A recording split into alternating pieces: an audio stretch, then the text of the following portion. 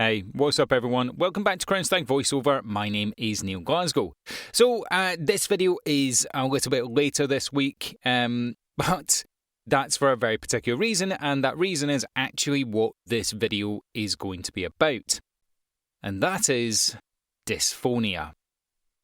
So with that in mind, let's get into it.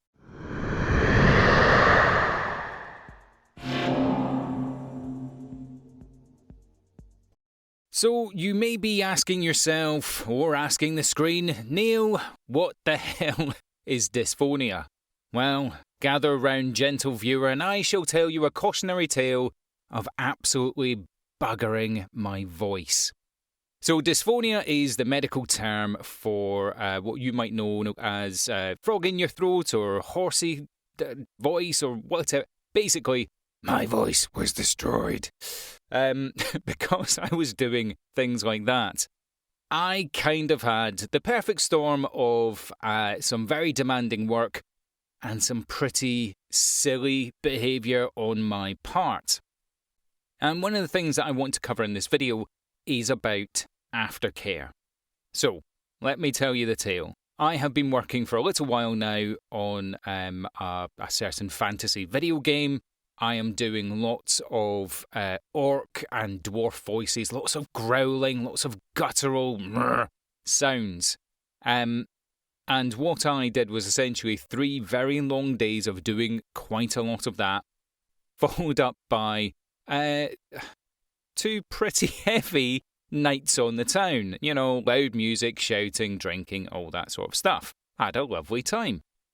But what that gave me in the end was dysphonia, which essentially meant, I felt fine, but my voice was absolutely ruined. I sounded like I'd smoked about 60 cigars and downed a bottle of whiskey, which I'm not wont to do.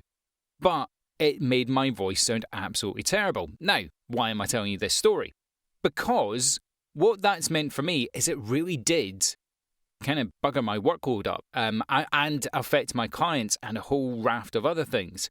Because, I'm halfway through recording certain things, which means that for continuity, I can't sound like this and then sound like this on the next thing. Doesn't work. So I'm having to go back to my clients and say, look, sorry, I can't do this. Completely my fault, but that affects their timelines. It affects perhaps the opinion that the project has of me, of what they're doing. Luckily, I have good relationships, but you might not. And this can last. It lasted for me for about 6 days, but that's because I heavily went into the aftercare, which I'll cover in a moment. But what it can really do for you is, if you've got the projects on like I did, and these are multiple projects where it's kind of given me a massive backlog of work. So this video isn't going to be long, because I do need to get back to it. But it means that my clients can't use me. It means I can't audition for anything else. Because say they liked my, gremlin voice there, that's not the one they're going to get from me when I normally speak. So it really does affect your business, and your whole product is your voice. Your whole product is your ability to perform, sound good, do all those bits. And actually, if you are completely out of commission with your voice, luckily I could speak. You could get to the point where, you genuinely lose your voice. And that just brings me to the aftercare element.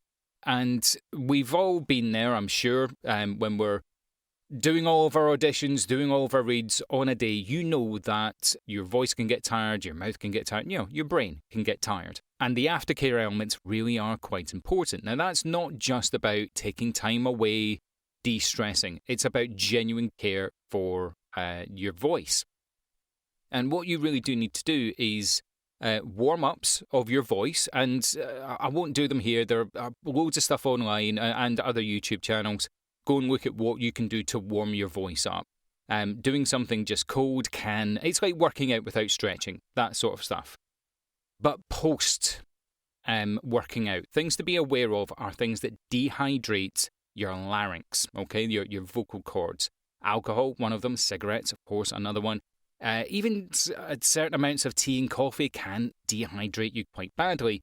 But one of the things that you can do to repair, and it's if you've got access to it, if you can get access to it, please, I encourage you to do it. The best aftercare, and the reason I've been able to recover fairly quickly, actually, get yourself into a steam room. Or boil a kettle, head over a bowl of water, and breathe that in for as long as you can. Now, what that does, drinking water is great for hydration. What this does is it goes directly to your vocal cords, okay?